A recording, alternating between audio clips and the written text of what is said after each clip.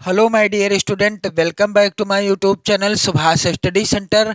22 फरवरी 2024 को जितने भी मेरे प्यारे बच्चे कक्षा 10 के विद्यार्थी हिंदी विषय का पेपर देने वाले हैं, मैं लेकर के आ चुका हूं आज के इस वीडियो में आप सभी के लिए हिंदी विषय का मॉडल पेपर। जी हाँ मेरे प्यारे बच्चों, हिंदी विषय का मॉडल पेपर है आपकी बोर्ड परीक्षा 2024 के लिए सबसे ज्यादा इम्पोर्टेंट मॉडल पेपर है। यहां से आपकी बोर्ड परीक्षा में 100% प्रश्न आएंगे, ये मेरी गारंटी है। मेरे प्यारे बच्चों, इस मॉडल पेपर को मैं पूरा सॉल्व कराऊंगा, चाहे वो बहुविकल्पी प्रश्न हो, चाहे वो वर्णनात्मक प्रश्न हो, कैसे आपको बोर्ड परीक्षा में कॉपी लिखनी है, कैसे गद्यांश हल करना है, कैसे पद्यांश, कैसे जीवन परिचय, कैसे क्या करना है, सारी चीजें आपको इस वीडियो में देखने को मिलेंगी। तो मेरे प्यारे बच्चों, आप लोग वीडियो के अंत तक बने रहिएगा। यदि आप 70 में 70 का स्कोर करना चाहते हैं तो आप जो है चैनल को सब्सक्राइब कर लीजिएगा, आप वीडियो को लाइक कर दीजिएगा, शेयर कर दीजिएगा। मेरे प्यारे बच्चों, जैसा कि आप सभी जानते हैं, पेपर में आपको 3 घंटे 15 मिनट का समय दिया जाएगा। समय के साथ साथ मैं आपको बता दूं पूर्णांक आपको कितना मिलेगा। पेपर का पूर्णांक रहेगा 70 अंकों का। प्रत्येक विषय के पेपर का पूर्णांक कितना रहेगा? 70 अंकों का रहेगा। यहाँ पर कुछ नोट के अंतर्गत लिखा हुआ है। पहला है विकल्प यहाँ पर, प्रारंभ के 15 मिनट परीक्षार्थियों को प्रश्न पत्र पढ़ने के लिए निर्धारित हैं। यानी 15 मिनट आपको मिल जाएंगे पेपर को पढ़ने के लिए और 3 घंटे का समय मिलेगा आपको पेपर को हल करने के लिए। मेरे प्यारे बच्चों, प्रश्न पत्र 2 खंडों में विभाजित रहेगा, खंड आ और खंड बा में।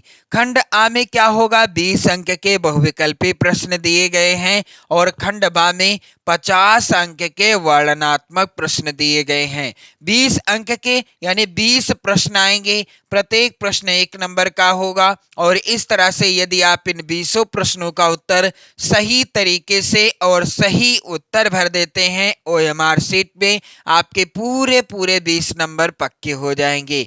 मेरे प्यारे बच्चों, खंड बा में 50 अंक के वर्णनात्मक प्रश्न हैं और प्रत्येक प्रश्न के सम्मुख अंक भी दिए गए हैं कि कौन सा प्रश्न कितने अंक का है। तो यहां से आप लोग ध्यान देंगे मेरे प्यारे बच्चों, खंड आ के बहुविकल्पी प्रश्नों को। आप सभी से रिक्वेस्ट है कि आप लोग इन सभी प्रश्नों को अपनी नोट्स पर लिख लेना, क्योंकि ये प्रश्न मोस्ट इंपॉर्टेंट हैं। इस मॉडल पेपर को भी पूरा पूरा कंप्लीट तैयार कर लीजिएगा। मेरे प्यारे बच्चों, यहाँ पर आप ध्यान दीजिएगा। पहला प्रश्न है, एकांकी सम्राट किसे कहा जाता है? विकल्प इस प्रकार से हैं। पहला है मोहन राकेश को, दूसरा सेठ गोविंद दास को, तीसरा हरिकृष्ण प्रेमी को, चौथा राम कुमार वर्मा को। तो एकांकी सम्राट किसे कहा जाता है? इसका उत्तर होगा मेरे प्यारे बच्चों, राम कुमार वर्मा जी को एकांकी सम्राट कहा जाता है। इनकी प्रसिद्ध एकांकी का नाम क्या है? मेरे प्यारे बच्चों, आप लोग ध्यान दीजिएगा। इनकी प्रसिद्ध एकांकी का नाम है दीपदान, जिसे आपने पढ़ा होगा कक्षा 9 में।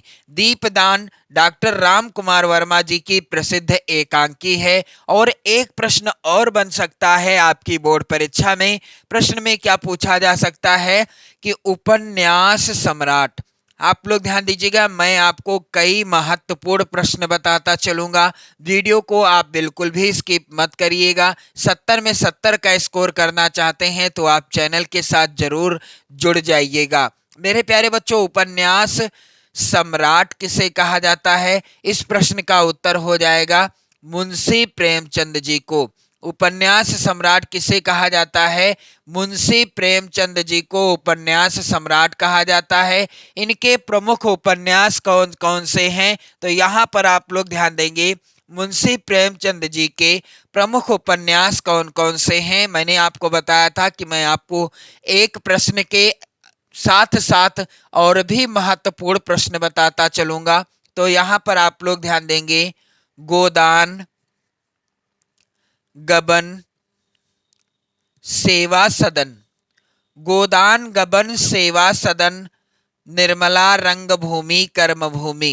निर्मला रंगभूमि और कर्मभूमि, ये प्रमुख उपन्यास हैं। किसके उपन्यास हैं? मुंशी प्रेमचंद जी के उपन्यास हैं। गोदान गबन, सेवा सदन, निर्मला रंगभूमि और कर्मभूमि। यहाँ पर आप लोग ध्यान देंगे, प्रश्न संख्या 2 है, हिंदी का प्रथम उपन्यास कौन सा है? यहाँ पर आप लोग ध्यान देंगे, पहला है विकल्प गोदान, दूसरा परीक्षा गुरु, तीसरा अलग अलग बैतरणी, चौथा इनमें से कोई नहीं। तो हिंदी का प्रथम उपन्यास है परीक्षा गुरु।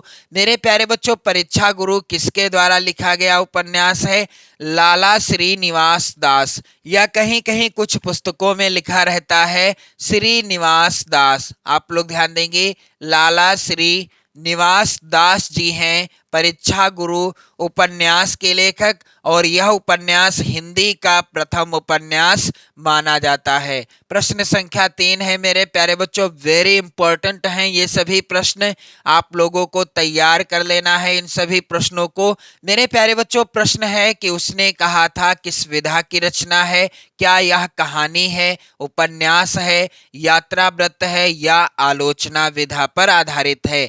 तो उसने कहा था यह कहानी विधा पर आधारित रचना है। आप लोग कमेंट करके बताएंगे कि उसने कहा था कि लेखक कौन है। मेरे प्यारे बच्चों, प्रश्न संख्या 4 है यहाँ पर, त्याग पत्र के लेखक का नाम क्या है? पहला है विकल्प मुंशी प्रेमचंद, दूसरा विकल्प जयशंकर प्रसाद, तीसरा अमृतलाल नागर, चौथा जैनेन्द्र कुमार। त्याग पत्र के लेखक का नाम बताना है आप सभी को। मेरे प्यारे बच्चों, इस प्रश्न का उत्तर क्या हो जाएगा? त्याग पत्र रचना है जैनेन्द्र कुमार जी की। और यह किस विधा पर आधारित रचना है? तो त्याग पत्र, आप लोग ध्यान देंगे मेरे प्यारे बच्चों, त्याग पत्र उपन्यास विधा पर आधारित रचना है, और इस रचना के लेखक कौन हैं? जैनेन्द्र कुमार जी हैं। प्रश्न संख्या 5 है, ठूठा आम किसकी रचना है? यहाँ पर विकल्प इस प्रकार से दिए गए हैं मेरे प्यारे बच्चों, पहला विकल्प है रामधारी सिंह दिनकर, दूसरा विकल्प है हजारी प्रसाद द्विवेदी, तीसरा विकल्प है महावीर प्रसाद द्विवेदी, चौथा है भगवत शरण उपाध्याय। तो ठूठा आम किसकी रचना है? भगवत शरण उपाध्याय जी की रचना है। और यह किस विधा पर आधारित रचना है? तो ठूठा आम निबंध विधा पर आधारित रचना है। प्रश्न संख्या 6 है मेरे प्यारे बच्चों, नई कविता का प्रवर्तक किसे माना गया है या किसे माना जाता है? विकल्प इस प्रकार से हैं, पहला विकल्प है मेरे प्यारे बच्चों रामधारी सिंह दिनकर को, दूसरा डॉक्टर राम स्वरूप चतुर्वेदी को, तीसरा धर्मवीर भारती को, चौथा अज्ञेय जी को। तो नई कविता का प्रवर्तक माना जाता है सच्चिदानंद हीरानंद वात्स्यायन अज्ञेय जी को, और अज्ञेय जी ने ही सन 1943 ईस्वी में तार सप्तक, आप लोग ध्यान दीजिएगा, तार सप्तक का प्रकाशन या संपादन किसके द्वारा किया गया? तार सप्तक का संपादन या प्रकाशन अज्ञेय जी के द्वारा किया गया। कब किया गया? सन 1943 ईस्वी में। तो मेरे प्यारे बच्चों, आप देख पा रहे हैं एक प्रश्न से मैं आपके कई महत्वपूर्ण प्रश्न बताता चल रहा हूं। आप सभी लोग इन प्रश्नों को जरूर तैयार कर लेना। प्रश्न संख्या 7 है, निज भाषा उन्नति अहें सब उन्नति को मूल, उक्त के लेखक कौन है? यहाँ पर विकल्प दिए गए हैं, पहला यशपाल, दूसरा बालकृष्ण भट्ट, तीसरा हरिऔध, चौथा भारतेंदु हरिश्चंद्र।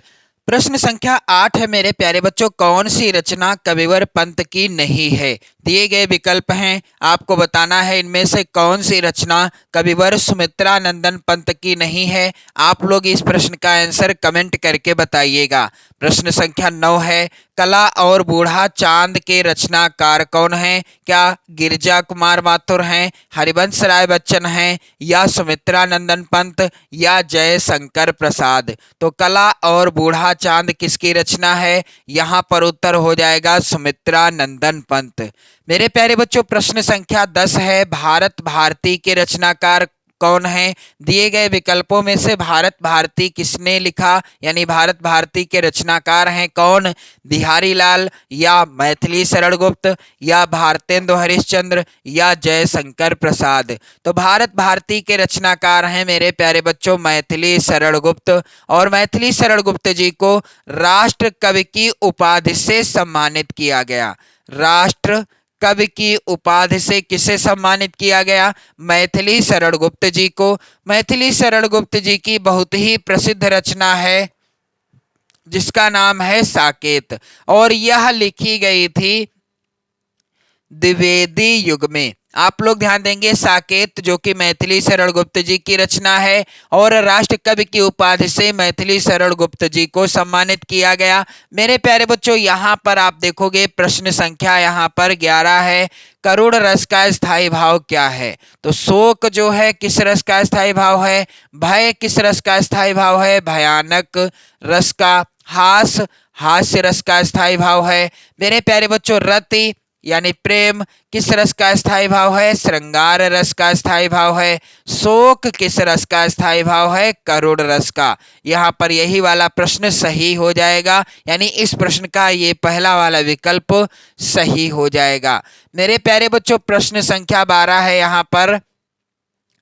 आहुति सी गिर चढ़ी चिता पर चमक उठी ज्वालासी में कौन सा अलंकार है? मैंने आपको बताया था जहां पर किसी एक प्रसिद्ध वस्तु की किसी दूसरी प्रसिद्ध वस्तु के साथ समानता या तुलना की जाती है समान गुणधर्म के आधार पर, वहां पर होता है मेरे प्यारे बच्चों उपमा अलंकार। प्रश्न संख्या यहाँ पर 13 है, वेरी इंपॉर्टेंट। सोरठा के दूसरे और चौथे चरण में कितनी मात्राएं होती हैं? पहला है विकल्प यहाँ पर 11-11, दूसरा विकल्प है 16-16, तीसरा है विकल्प 13-13, चौथा है 24-24। तो सोरठा के दूसरे और चौथे चरण में मेरे प्यारे बच्चों होती हैं, आप लोग ध्यान दीजिएगा, 13-13 मात्राएं। सोरठा के पहले और तीसरे चरण में होती हैं 11-11 मात्राएं। आप लोग ध्यान देंगे, इन सभी प्रश्नों को आप लोग तैयार कर लीजिएगा। प्रश्न संख्या 14 है, यहाँ पर अधिकार शब्द में कौन सा उपसर्ग लगा है? तो यहाँ पर आप लोग ध्यान दीजिएगा, यदि आपको ट्रिक के माध्यम से पहचानना है तो आप लिखेंगे क्या? यहाँ पर अधिकार लिखा है और पूछा गया है कि अधिकार शब्द में कौन सा उपसर्ग लगा है। मेरे प्यारे बच्चों उपसर्ग जो होता है वह किसी शब्द के पहले यानी पूर्व में लगता है। जैसे कार है, अब कार का अर्थ क्या है? जो 4 पहिए वाली होती है यानी मोटर कार, उसे ही कार कहते हैं। अब ये मूल शब्द है, अब इसमें उपसर्ग हम जोड़ देते हैं उप, अब क्या हो गया? उपकार हो गया। अब इसका जो है अर्थ क्या हो गया? बदल गया। तो मेरे प्यारे बच्चों यहाँ पर आप लोग ध्यान दीजिएगा कि उपकार है या कौन सा उपसर्ग है आपको पहचानना है। तो जैसे अधिकार में कौन सा उपसर्ग है, इसे आप बीच से अलग कर देंगे यानी काट देंगे, बस आपको पता चल जाएगा उपसर्ग क्या बचा। तो यहाँ पर अधि है। मेरे प्यारे बच्चों यहाँ पर आप लोग ध्यान दीजिएगा, मैंने आपको बताया था एक और महत्वपूर्ण चीज, अधिकार शब्द में कौन सा उपसर्ग लगा है। तो यहाँ पर उत्तर क्या हो जाएगा? अधि हो जाएगा, राइट आंसर।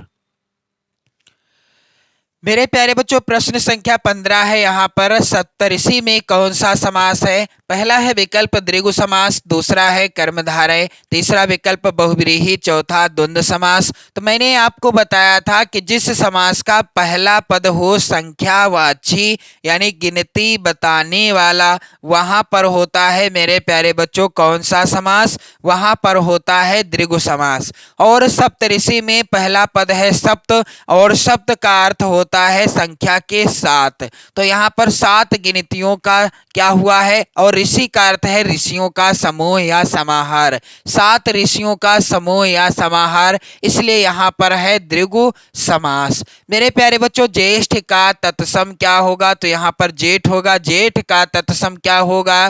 तो यहाँ पर आप लोग ध्यान दीजिएगा, दूसरा विकल्प सही है।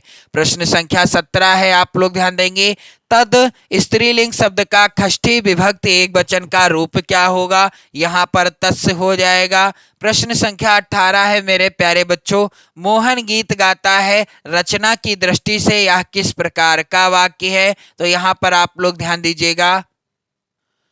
तो मेरे प्यारे बच्चों यह कैसा वाक्य है? यह एक सरल वाक्य है। प्रश्न संख्या 19 है, मुझसे चला नहीं जाता, इस वाक्य में किस प्रकार का वाच्य प्रयोग है? क्या भावे प्रयोग है, कर्तरी प्रयोग या कर्मण प्रयोग या इनमें से कोई नहीं? तो भावे प्रयोग है, मुझसे चला नहीं जाता। प्रश्न संख्या 20 है मेरे प्यारे बच्चों, शिक्षक कक्षा में छात्रा से पढ़वाता है, इस वाक्य में कौन सी क्रिया है? तो यहाँ पर आप लोग ध्यान दीजिएगा, यहाँ पर प्रेरणार्थक क्रिया है। आप लोग ध्यान दीजिएगा, वीडियो को ज्यादा से ज्यादा शेयर कर देना। इसी तरह के 20 महत्वपूर्ण प्रश्न आएंगे जिनका उत्तर आपको OMR शीट में भरना है। यदि आप कमेंट करेंगे तो मैं OMR शीट को भरने का सही तरीका भी बता दूंगा। फिर यहाँ पर जो गद्यांश है, ये जो पहला गद्यांश है, इतनी ज्यादा बोर्ड परीक्षा में पूछा जाता है, यानी ये हर साल गद्यांश आता है। गद्यांश क्या है मेरे प्यारे बच्चों? कुसंग का ज्वर सबसे भयानक होता है, यह केवल नीति और सद्वृत्ति का ही नाश नहीं करता बल्कि बुद्धि का भी क्षय करता है। किसी युवा पुरुष की संगत यदि बुरी होगी तो वह उसके पैरों में बंधी चक्की के समान होगी। मेरे प्यारे बच्चों, इस गद्यांश का पहला प्रश्न है, उपर्युक्त गद्यांश का संदर्भ लिखिए। अब संदर्भ कैसे लिखेंगे आप? इस गद्यांश को जरूर तैयार कर लो। इस गद्यांश से रिलेटेड वीडियो आप चैनल पर जाकर देख सकते हैं। मेरे प्यारे बच्चों, यहाँ पर आप लोग ध्यान दीजिएगा, ये गद्यांश लिया गया है किस पाठ से? मित्रता शीर्षक पाठ से। और जिस पाठ के लेखक कौन है? आचार्य रामचंद्र शुक्ल जी। और मित्रता शीर्षक पाठ से हर साल गद्यांश पूछा जाता है। आचार्य रामचंद्र, यहाँ पर चंद्र होगा, शुक्ल जी। आप लोग ध्यान दीजिएगा, वीडियो को जरूर शेयर कर देना। साथ ही मेरे प्यारे बच्चों, यहाँ पर दूसरा प्रश्न है, रेखांकित अंश की व्याख्या कीजिए। तो जो भी रेखांकित अंश होगा गद्यांश में, उसी की व्याख्या करनी है, पूरे गद्यांश की व्याख्या आपको नहीं करनी। मेरे प्यारे बच्चों, यहाँ पर आप लोग ध्यान दीजिएगा, अथवा में यहाँ पर गद्यांश है, वर्तमान युग में भारतीय संस्कृति के समन्वय के प्रश्न के अतिरिक्त यह बात भी विचारणीय है, इसकी भारत की प्रत्येक प्रादेशिक भाषा की सुंदर और आनंदप्रद कृतियों का स्वाद भारत के अन्य प्रदेशों के लोगों को कैसे चखाया जाए। मेरे प्यारे बच्चों, इस गद्यांश को सॉल्व करके मैं बताऊंगा आप सभी के लिए। मैंने कॉपी पर लिख लिया है, तो वीडियो आप लास्ट तक देखिएगा क्योंकि वीडियो काफी ज्यादा इंपॉर्टेंट है आपकी बोर्ड परीक्षा के लिए।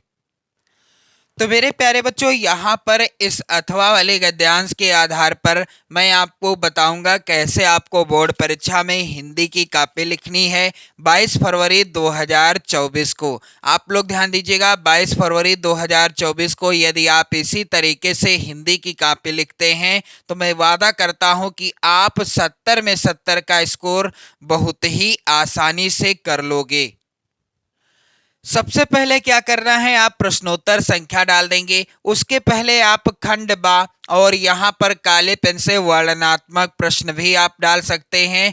मेरे प्यारे बच्चों, इसके बाद प्रश्नोत्तर संख्या, यदि आप पहला गद्यांश कर रहे हैं तो प्रश्नोत्तर संख्या 1, अथवा का कर रहे हैं तो प्रश्नोत्तर संख्या अथवा। यहाँ पर मैं आपको अथवा से बता रहा हूँ, यानी ये जो अथवा में गद्यांश है इसको सॉल्व करके बता रहा हूँ, इसलिए यहाँ पर मैंने क्या लिखा है, अथवा।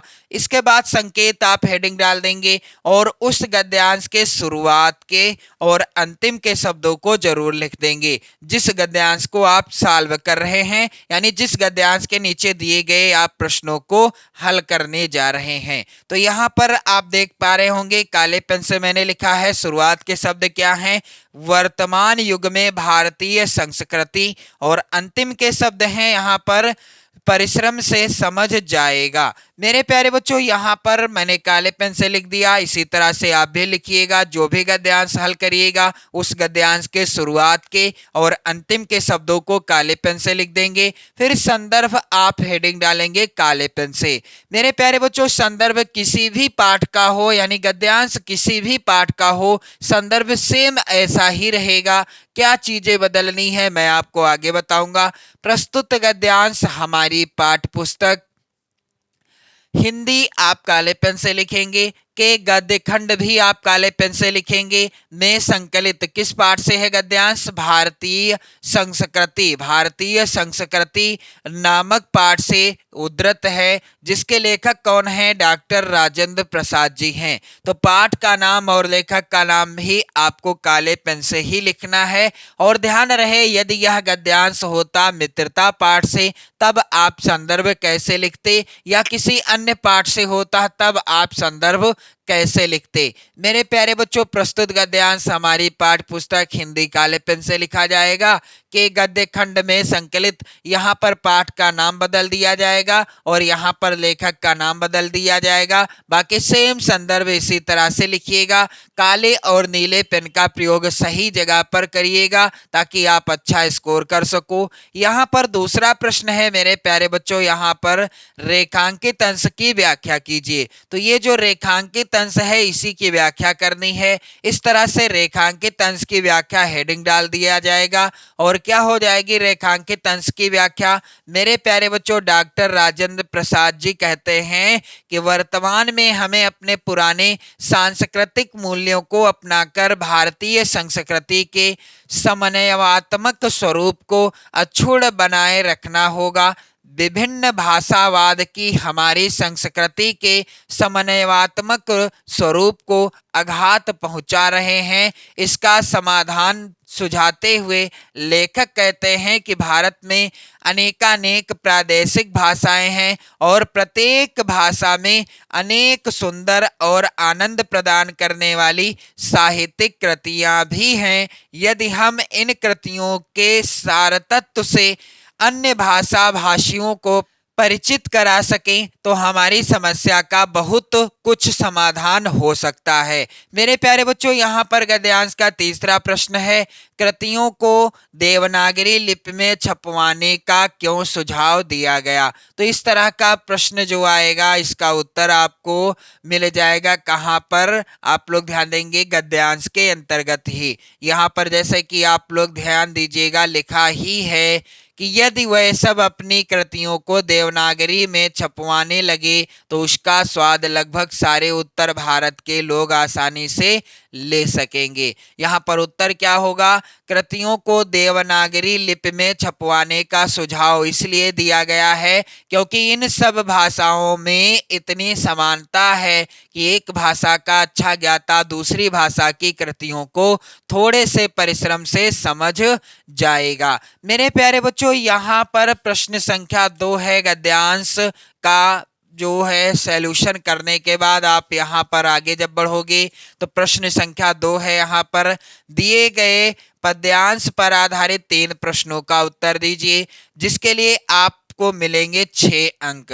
पहला पद्यांश है, ऊधो मोहि ब्रज बिसरत नाही, वृंदावन गोकुल बन उपवन, सघन कुंज की छाही, ऊधो मोहि ब्रज बिसरत नाही। मेरे प्यारे बच्चों, यहाँ पर ये जो पद्यांश है यह किस पाठ से है? यह लिया गया है पद शीर्षक पाठ से, और पद शीर्षक पाठ के रचनाकार हैं सूरदास जी। मेरे प्यारे बच्चों, सूरदास जी का कोई भी पद आपकी बोर्ड परीक्षा 2024 में आता है तो आप आसानी से जान लोगे, क्योंकि सूरदास जी के सभी पदों के अंतर्गत उनका नाम स्पष्ट रूप से लिखा हुआ है। मेरे प्यारे बच्चों, जो रेखांकित अंश होगा उसी की व्याख्या करनी है। तो यहाँ पर जो अथवा में पद्यांश है आप लोग ध्यान दीजिएगा, नृपन केरी आशा निशिनासी, बचन नखत अवलीन प्रकाशी, मानी महिप कुमुद सकुचाने, कपटी भूप उलूक लुकानी। मेरे प्यारे बच्चों, ये जो पद्यांश है और इस पद्यांश का यहाँ पर आप लोग ध्यान देंगे। पहला प्रश्न है उपर्युक्त पद्यांश का संदर्भ लिखिए। आप लोग ध्यान दीजिएगा कैसे आपको सॉल्व करना है। सबसे पहले आप लोग प्रश्नोत्तर संख्या यहाँ पर 2 डाल देंगे और 2 का अथवा कर रहे हैं तो अथवा, पहले का कर रहे हैं तो पहले का। जिस भी पद्यांश को आप हल कर रहे हैं उस पद्यांश के शुरुआत के और अंतिम के शब्दों को काले पेन से जरूर लिख लेना, संकेत हेडिंग डालने के बाद। मेरे प्यारे बच्चों, यहाँ पर शुरुआत के शब्द हैं नृपन केरी आशा निसिनासी और अंतिम के शब्द हैं गणेश गोसाई, जो कि मैंने यहाँ पर लिख लिया है काले पेन से। इसके बाद हेडिंग डाली जाएगी संदर्भ। संदर्भ होगा मेरे प्यारे बच्चों प्रस्तुत पद्यांश हमारी पाठ्य पुस्तक हिंदी, आप काले पेन से लिखिएगा के काव्यखंड में संकलित धनुष भंग। पाठ का नाम भी आप काले पेन से लिखेंगे। शीर्षक पाठ से उद्धृत है जिसके रचयिता कौन है, तुलसीदास जी हैं। रचनाकार का नाम भी आप काले पेन से लिखेंगे। मेरे प्यारे बच्चों, यहाँ पर आप लोग ध्यान दीजिएगा, यदि यह होता पद शीर्षक पाठ से तो आप पाठ का नाम बदलेंगे और रचनाकार का नाम बदलेंगे। ध्यान रहे गद्यांश का संदर्भ लिखेंगे जब आप किसी गद्यांश का, हिंदी के गद्यांश का, तो वहां पर लिखा जाता है जिसके लेखक या इसके लेखक। लेकिन जब आप पद्यांश का संदर्भ लिखते हैं तो यहाँ पर क्या हो जाता है, जिसके रचयिता या जिसके रचनाकार। तो यहाँ पर आप लोग ध्यान दीजिएगा। दूसरा प्रश्न है पद्यांश का रेखांकित अंश की व्याख्या कीजिए। अब यहाँ पर इस मॉडल पेपर में आप लोग ध्यान दीजिएगा। बंद पितर सुर सरकत संभारे, जो कछु पुण्य प्रभाव हमारे, तव शिव धन मृणाल की नाई, तोरे राम गणेश गोसाई। मेरे प्यारे बच्चों, इसका जो है आपको व्याख्या करना है क्योंकि यही रेखांकित अंश है। इस तरह से आप हेडिंग डालेंगे रेखांकित अंश की व्याख्या, अच्छे से अंडरलाइन कर दीजिएगा। यहाँ पर दिए गए रेखांकित अंश की व्याख्या क्या हो जाएगी। तुलसीदास जी कहते हैं कि धनुष भंग देखने के लिए उपस्थित समस्त नर नारी अपने पितर एवं देवताओं की वंदना करके अपने पुण्यों का स्मरण किया। यदि हमारे पुण्यों का कुछ भी प्रभाव हो तो हे गणेश गोसाई, रामचंद्र जी शिव जी के धनुष को कमल की डंडी के समान तोड़ डाल लें। मेरे प्यारे बच्चों, यहाँ पर आप देखोगे अगला प्रश्न है प्रस्तुत पद्यांश में बिहारी ने किसकी स्तुति की है। तो यहाँ पर आप लोग ध्यान दीजिएगा, इस प्रश्न का उत्तर क्या होगा। यहाँ पर ये प्रश्न ही गलत है, मिसप्रिंट हुआ है। यहाँ पर प्रश्न मैं आपको बता रहा हूँ प्रस्तुत पद्यांश की भाषा क्या है। तो यहाँ पर उत्तर होगा प्रस्तुत पद्यांश की भाषा अवधी भाषा है। प्रश्न संख्या 3 है मेरे प्यारे बच्चों, निम्नलिखित गद्यांशों में से कौन से गद्यांश संस्कृत गद्यांश में से किसी एक का संदर्भ सहित हिंदी में अनुवाद कीजिए। 5 नंबर का प्रश्न है और यहाँ पर जो पहला गद्यांश है संस्कृत खंड का, मेरे प्यारे बच्चों यहाँ पर आप लोग ध्यान दीजिएगा। आम शुभकृतः समयः इति कथते तस्मिन् नागरिके सा ग्रामीणः। मेरे प्यारे बच्चों, यह जो गद्यांश है किस पाठ से लिया गया है, प्रबुद्धो ग्रामीणः। प्रबुद्धो ग्रामीणः शीर्षक पाठ से लिया गया है। और आप लोग ध्यान दीजिएगा यहाँ पर जो अथवा में है गद्यांश, विश्वस्य सृष्टा ईश्वरः एका एव इति भारतीय संस्कृते मूलम। यह किस पाठ से है मेरे प्यारे बच्चों, भारतीय संस्कृति।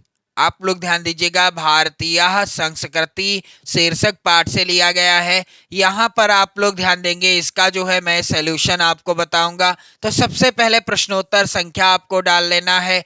3 वाले गद्यांश को सॉल्व कर रहे हैं तो 3, मैं आपको अथवा वाले गद्यांश को हल करके बता रहा हूँ इसलिए अथवा डाला है। फिर गद्यांश के शुरुआत के और अंतिम के शब्दों को जरूर लिखा जाएगा कुछ इस तरह से। आप लोग ध्यान दीजिएगा काले पेन से। और संकेत हेडिंग यदि आप डालते हैं तो अच्छी बात है, आपको एग्जामिनर खुशी खुशी से और भी ज्यादा अंक दे देंगे। मेरे प्यारे बच्चों, यहाँ पर संदर्भ क्या लिखा जाएगा, प्रस्तुत गद्यांश हमारी पाठ्य पुस्तक हिंदी काले पेन से लिखेंगे के संस्कृत खंड में संकलित पाठ का नाम भी आपको काले पेन से लिखना है। और इसके बाद भारतीय संस्कृति नामक पाठ से उद्धृत है। मेरे प्यारे बच्चों, यहाँ पर आप लोग ध्यान दीजिएगा, प्रस्तुत गद्यांश हमारी पाठ्य पुस्तक हिंदी के संस्कृत खंड में संकलित भारतीय संस्कृति नामक पाठ से उद्धृत है। पाठ का नाम भी आपको काले पेन से ही लिखना है। यदि आप इसी तरह से संदर्भ लिखेंगे तो एग्जामिनर खुशी खुशी आपको पूरे पूरे अंक दे देंगे। मेरे प्यारे बच्चों, इसके बाद इसका हिंदी अनुवाद क्या होगा, तो यहाँ पर आप लोग ध्यान दीजिएगा, गद्यांश का हिंदी अनुवाद क्या है। विश्व का रचयिता ईश्वर एक ही है, यह भारतीय संस्कृति का मूल है। विभिन्न मतों के अनुयायी अनेक नामों से एक ही ईश्वर का भजन करते हैं। अग्नि, इंद्र, कृष्ण, करीम, रहीम, जिन, बुद्ध, ईसा, अल्लाह इत्यादि नाम एक ही ईश्वर के हैं। उसी ईश्वर को लोग गुरु रूप में भी मानते हैं। अतः सभी मतों का समभाव और सम्मान हमारी संस्कृति का क्या है मेरे प्यारे बच्चों, संदेश है। मेरे प्यारे बच्चों, यहाँ पर आप देख पा रहे होंगे, आप यहाँ पर प्रश्न अगला है, प्रश्न संख्या 4, दिए गए संस्कृत पद्यांश में से किसी एक का संदर्भ सहित हिंदी में अनुवाद कीजिए। तो यहाँ पर दो पद्यांश हैं, किसी एक का संदर्भ सहित हिंदी में अनुवाद करना होगा। तो मैं आपको बताऊंगा जो अथवा में है पद्यांश, इसका हिंदी में अनुवाद करके कैसे आपको हल करना है। तो यहाँ पर पहला जो है संस्कृत का पद्यांश यानी श्लोक, सर्वे भवन्तु सुखिनः सर्वे सन्तु निरामया सर्वे भद्राणि पश्यन्तु मा कश्चित् दुख भाग भवेत्। मेरे प्यारे बच्चों, यहाँ पर जो श्लोक है यह किस पाठ से है, भारतीय संस्कृति शीर्षक पाठ से। और यहाँ पर अथवा में जो श्लोक है इसको सॉल्व करके बताने वाला हूं मैं। तो प्रश्नोत्तर संख्या 4 अथवा, फिर श्लोक के शुरुआत के और अंतिम के शब्दों को काले पेन से लिखा जाएगा संकेत हेडिंग डालने के बाद। फिर इसके बाद संदर्भ क्या होगा, प्रस्तुत श्लोक हमारी पाठ पुस्तक हिंदी काले पेन से लिखा जाएगा कि संस्कृत खंड में संकलित किस पाठ से है, बीरा बीरेण पूजते पाठ का नाम भी आप काले पेन से लिखिएगा, शीर्षक पाठ से उद्धृत है। मेरे प्यारे बच्चों, बहुत ही आसानी से आप लोग इस वीडियो के माध्यम से 70 में 70 का स्कोर कर लोगे, क्योंकि मैं सारी जानकारी दे रहा हूं इस वीडियो में कैसे आपको बोर्ड परीक्षा में हिंदी की कॉपी लिखकर आना है। मेरे प्यारे बच्चों, यहाँ पर आप लोग ध्यान देंगे, इसका हिंदी अनुवाद क्या होगा, बंधनम मरणम वापि जयो वापि पराजयः उभय अत्र समो वीरः वीर भावो ही वीरता। तो यहाँ पर आप लोग ध्यान देंगे, हिंदी अनुवाद क्या हो जाएगा, बंधन हो अथवा मरण हो, जीत हो या हार हो, दोनों ही अवस्थाओं में वीर समान रहता है, वीर को ही वीरता कहते हैं। प्रश्न संख्या 5 है मेरे प्यारे बच्चों, अपने पठित खंड काव्य के आधार पर निम्नलिखित प्रश्नों में से किसी एक का उत्तर दीजिए। तो जो खंड काव्य मैंने आपको बताया, जो खंड काव्य आपके जिले के लिए निर्धारित है, उसी खंड काव्य में से किसी एक प्रश्न का उत्तर देना होगा, जिसके लिए 3 अंक निर्धारित हैं। यहाँ पर आप देख सकते हैं प्रत्येक खंड काव्य से 2-2 प्रश्न दिए गए हैं। तो आप लोग कमेंट करके बताओ कि आप किस जिले से हो मेरे प्यारे बच्चों। इसके बाद यहाँ पर आप लोग ध्यान दीजिएगा, प्रश्न संख्या 6 का है, दिए गए लेखकों में से किसी एक लेखक का जीवन परिचय लिखते हुए उनकी प्रमुख रचना का उल्लेख कीजिए। 5 नंबर का प्रश्न है, डॉक्टर राजेंद्र प्रसाद, जयशंकर प्रसाद और आचार्य रामचंद्र शुक्ल तीनों ही महत्वपूर्ण लेखकों का जीवन परिचय आप लोग तैयार कर लो। यहाँ पर मैं आपको बताऊंगा डॉक्टर राजेंद्र प्रसाद जी का जीवन परिचय। सबसे पहले आप प्रश्नोत्तर संख्या 6 का हेडिंग डाल दीजिएगा, इसके बाद जीवन परिचय आप हेडिंग डाल दीजिएगा। डॉक्टर राजेंद्र प्रसाद जी का लिख रहे हैं तो इनका नाम आपको डालना है, फिर जिस नंबर पर है उस नंबर को लिखना है, फिर जन्म कब हुआ, मृत्यु कब हो गई और जन्म स्थान क्या था, सारी चीजें आप कॉपी के इस साइड में जरूर लिख लेना। जैसे जन्म कब हुआ, 3 दिसंबर 1884 ईस्वी में। जन्म स्थान क्या था, जीरादेई जो कि बिहार में है। और इनकी मृत्यु कब हो गई, 28 फरवरी 1963 ईस्वी में। और इनकी रचनाएं भारतीय शिक्षा और साथ ही साथ गांधी जी की देन, मेरी असफलताएं आदि। मेरे प्यारे बच्चों, वीडियो को आप लोग ज़्यादा से ज़्यादा मित्रों में शेयर जरूर कर देना, क्योंकि ऐसा तरीका शायद ही कोई आपको बताएगा। मेरे प्यारे बच्चों, जीवन परिचय हेडिंग डाल देना, बिल्कुल आसान सा जीवन परिचय है डॉक्टर राजेंद्र प्रसाद जी का। भारत रत्न डॉक्टर राजेंद्र प्रसाद का जन्म सन 1884 ईस्वी में बिहार प्रदेश में छपरा जनपद के जीरादेई नामक गांव में हुआ था। कलकत्ता विश्वविद्यालय से एमए तथा एमएल की परीक्षाओं में प्रथम स्थान प्राप्त किया। कुछ समय मुजफ्फरपुर कॉलेज में अध्यापक भी रहे। सन 1911 से 1920 तक वकालत की। अब आप देख रहे हैं जो काले पेन से मैंने लिखा है आप काले पेन से लिखेंगे, जो अन्य कलर के पेन से लिखा है उसे आप अन्य कलर के पेन से लिख सकते हैं। मेरे प्यारे बच्चों, यहाँ पर आप लोग ध्यान देंगे सन 1911 से 1920 तक वकालत की। सन 1920 ईस्वी में गांधी जी से प्रभावित होकर देश सेवा के कार्य में लग गए। कांग्रेस के 3 बार सभापति चुने गए। सन 1952 से 1962 तक भारतीय गणराज्य के राष्ट्रपति पद को भी अलंकृत किया। डॉक्टर राजेंद्र प्रसाद जी भारत के प्रथम राष्ट्रपति पद पर आसीन हुए, यानी भारत के प्रथम राष्ट्रपति थे डॉक्टर राजेंद्र प्रसाद जी। मेरे प्यारे बच्चों, डॉक्टर राजेंद्र प्रसाद अपनी सत्यनिष्ठा, ईमानदारी, निर्भीकता, देशभक्ति, सज्जनता और सादगी के लिए प्रसिद्ध थे। 28 फरवरी 1963 ईस्वी को इनका परलोकवास हो गया। अब इनकी रचना का नाम गांधी जी की देन। यदि आपने कॉपी के इस साइड में ये कॉलम बनाया है, महत्वपूर्ण बिंदुओं को लिखा है, तो आपसे गलती बिल्कुल नहीं होगी, क्योंकि यहाँ तक आते आते आप यहाँ से भी कुछ देखकर लिख सकते हैं। मेरे प्यारे बच्चों, यहाँ पर आप लोग ध्यान दीजिएगा। तो मेरे प्यारे बच्चों, आपने यहाँ पर देखा कि जो महत्वपूर्ण बिंदु हैं इन्हें मैंने काले पेन से लिखा है। अब इनकी प्रमुख रचना गांधी जी की देन हो गई।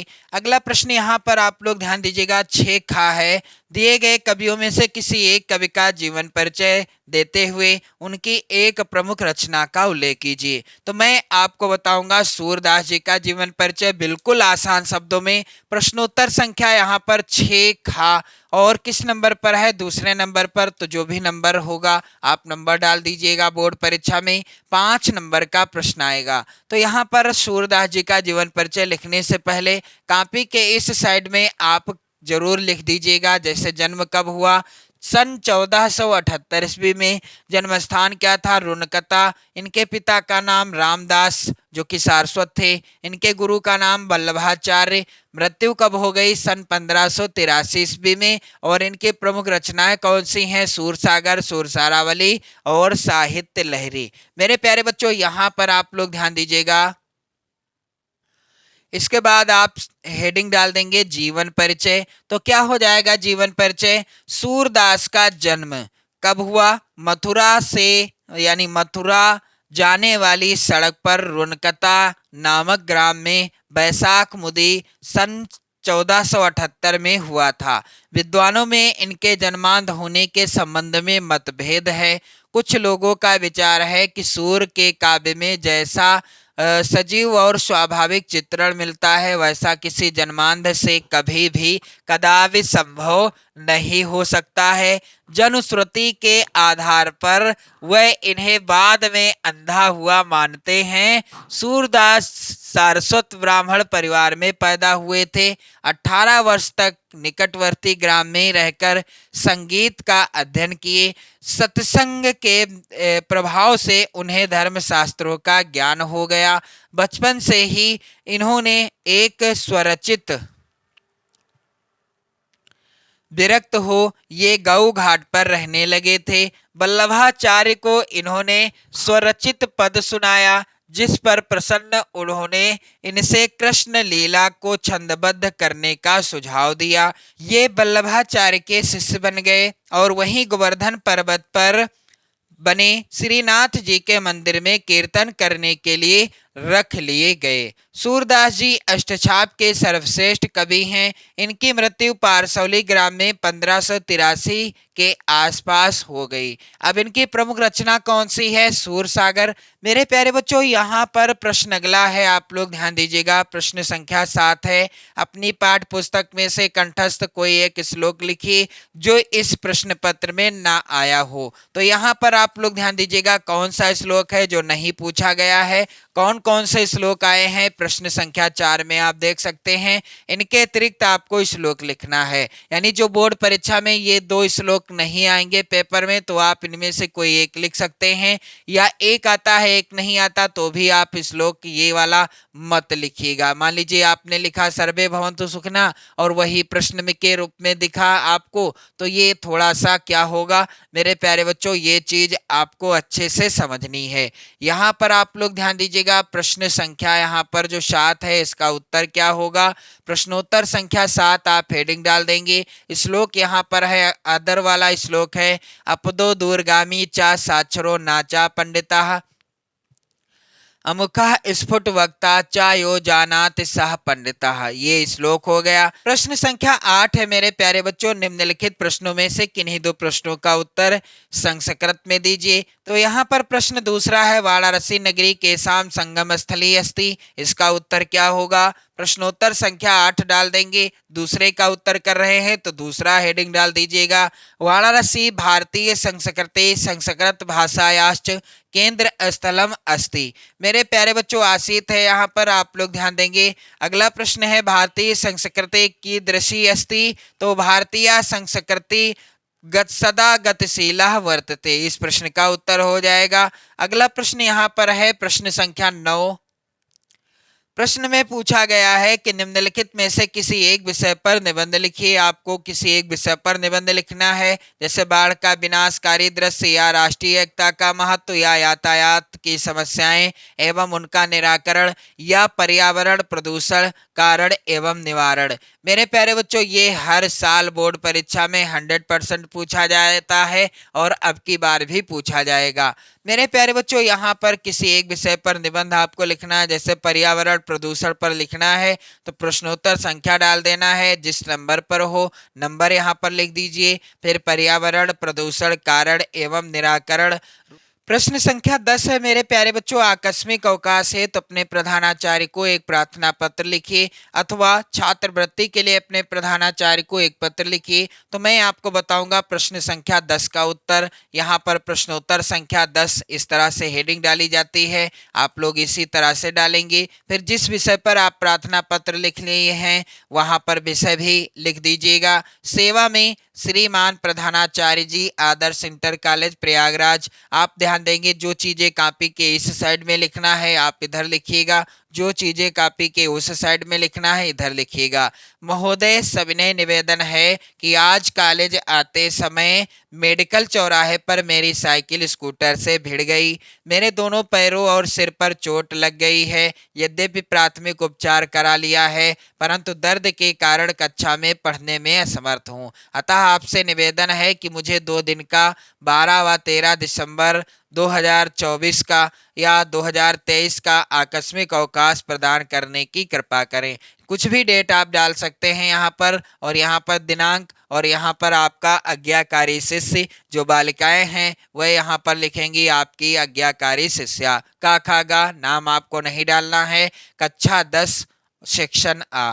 मेरे प्यारे बच्चों इस तरह से मैंने आपको बता दिया इस वीडियो में पूरा पेपर सॉल्व करके कैसे आपको बोर्ड परीक्षा में कॉपी लिखनी है, कैसे क्या करना है सारी चीजें। तो वीडियो को शेयर कर दें, लाइक कर दें, और यदि आप 70 में 70 का स्कोर करना चाहते हैं तो आप चैनल को भी सब्सक्राइब कर लें। पढ़ते रहें, मस्त रहें, स्वस्थ रहें।